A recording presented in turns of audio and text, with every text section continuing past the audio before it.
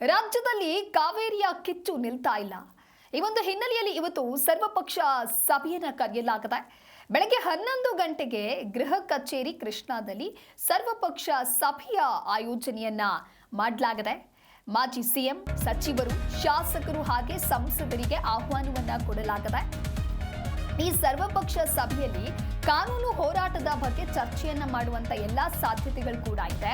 Supreme court ಕದ ತಟ್ಟೋದಕ್ಕೆ ರಾಜ್ಯ ಸರ್ಕಾರ ಇದೀಗ ಚಿಂತನೆಯನ್ನ ನಡೆಸಿದೆ ಅನ್ನುವಂತ ಮಾಹಿತಿಯೂ ಕೂಡ ಸಿಕ್ಕಿದೆ.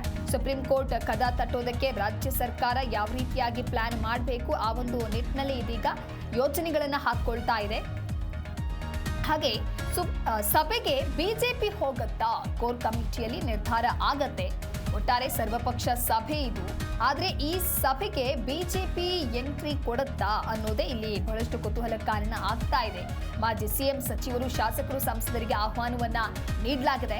ಇನ್ನೊಂದು ಕಡೆ ಕಾವೇರಿಯ ಕಿಚ್ಚು ತೀವ್ರವಾದಂತಹ ಸ್ವರೂಪಕ್ಕೆ ಹೋಗಿ ದಿನದಿಂದ ದಿನಕ್ಕೆ ಪ್ರತಿಭಟನೆಯ ಕಾವು ಕೂಡ ಜೋರಾಗ್ತಾ ಇದೆ. ಎಲ್ಲೆಡೆಯೂ ಕೂಡ ಕಾವೇರಿ ನೀರನ್ನ ತಮಿಳುನಾಡಿಗೆ ಬಿಡಬಾರದು ಅನ್ನುವಂತಹ ವಿಚಾರ ದೊಡ್ಡ ಮಟ್ಟದಲ್ಲಿ ಸದ್ದಾಗಿದೆ. ಇವತ್ತು ನಡೆಯುವಂತ ಸರ್ವಪಕ್ಷ ಸಭೆಯಲ್ಲಿ ಹಾಗಾದ್ರೆ ಯಾವ ರೀತಿಯಾದಂತಹ ತೀರ್ಮಾನವನ್ನ ತೆಗೆದುಕೊಳ್ತಾರೆ, ಏನು ಎತ್ತ ಎಲ್ಲವನ್ನ ಕೂಡ ಕಾದು ನೋಡಬೇಕಾಗತ್ತೆ. ಬೆಳಗ್ಗೆ 11 ಗಂಟೆಗೆ ಗೃಹ ಕಚೇರಿ ಕೃಷ್ಣಾದಲ್ಲಿ ಸರ್ವಪಕ್ಷ ಸಭೆ ಇದೆ. ಒಟ್ಟಾರೆ ಮಾಜಿ ಸಿಎಂ, ಸಚಿವರು, ಶಾಸಕರು, ಸಂಸದರು ಕೂಡ ಈ ಒಂದು ಸಭೆಯಲ್ಲಿ ಭಾಗಿಯಾಗುವಂತಹ ಸಾಧ್ಯತೆಗಳಿದೆ.